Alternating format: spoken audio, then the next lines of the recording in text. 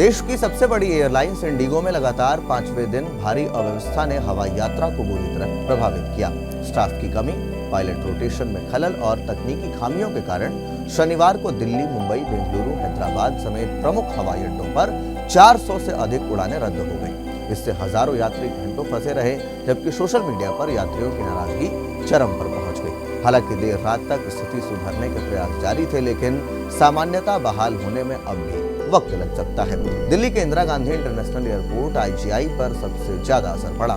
यहाँ 86 इंडिगो उड़ानें जो है वो रद्द हो गईं, जिनमें 37 प्रस्थान और 49 आगमन शामिल थे।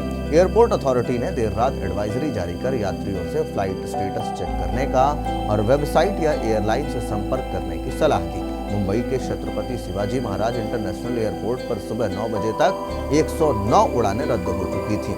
यात्रियों ने ऑनलाइन कैंसिलेशन सर्विस न काम करने और कस्टमर केयर के फोन न उठाने की शिकायत की। बेंगलुरु में 63 प्रस्थान और 61 आगमन उड़ानें प्रभावित हुईं, जबकि हैदराबाद में कुल 69 उड़ानें प्रभावित हुईं। अहमदाबाद की स्थिति की बात करें तो वहां पर स्थिति सबसे ज्यादा गंभीर रही, जहां आधी रात से सुबह 6 बजे तक 7 आगमन और 12 प्रस्थान उड़ानें रद्द हुई।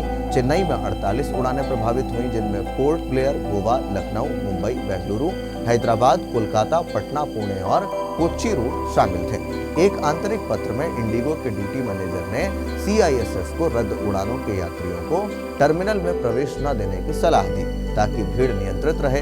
पुणे में 42 उड़ानें रद्द हुई। जयपुर, इंदौर, कोच्चि और तिरुवनंतपुरम में भी दर्जनों उड़ानें लेट या फिर कैंसिल हो गई। तिरुवनंतपुरम की बात करें तो 11 घरेलू आगमन प्रस्थान में से 4 आगमन और 5 प्रस्थान रद्द हुए। चंडीगढ़ में 10, लखनऊ, लेह, श्रीनगर में भी उड़ानें प्रभावित हुई। इस संकट की जड़ में पायलटों की फ्लाइट ड्यूटी टाइम जो होती है लिमिट, जिसको FTTL भी कहते हैं, उस नियमों का उल्लंघन और क्रू सदस्यों की अनुपस्थिति शामिल है।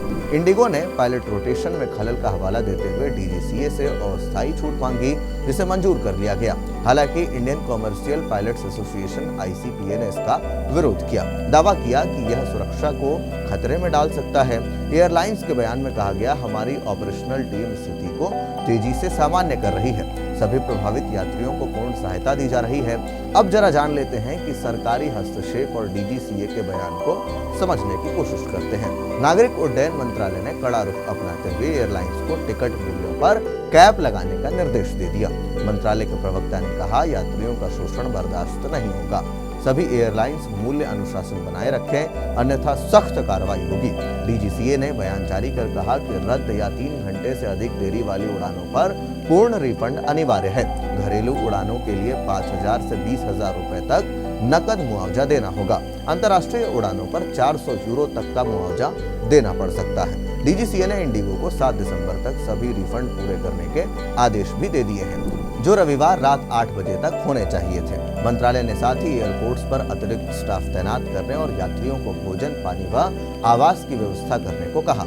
अब आपको बताते हैं मुआवजा और रिफंड नीति के बारे में। इंडिगो ने 5 से 15 दिसंबर की बुकिंग पर कैंसिलेशन, रीशेड्यूल पर पूर्ण छूट की घोषणा की है। सभी रद्द उड़ानों का रिफंड मूल भुगतान माध्यम पर स्वचालित रूप से किया जाएगा।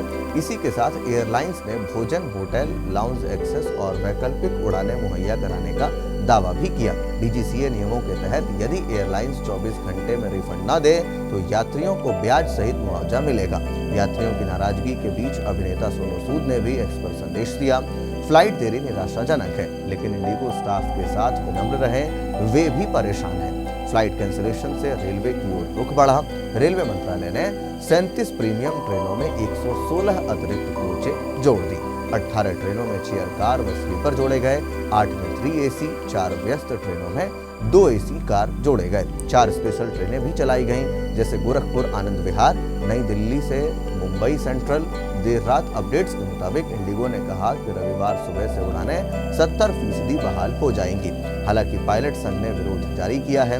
सरकार ने निगरानी बढ़ा दी है। यह संकट एयरलाइन उद्योग की कमजोरियों को उजागर करता है, जहां एक कंपनी का 60% बाजार हिस्सा होने से पूरे नेटवर्क पर असर पड़ता है।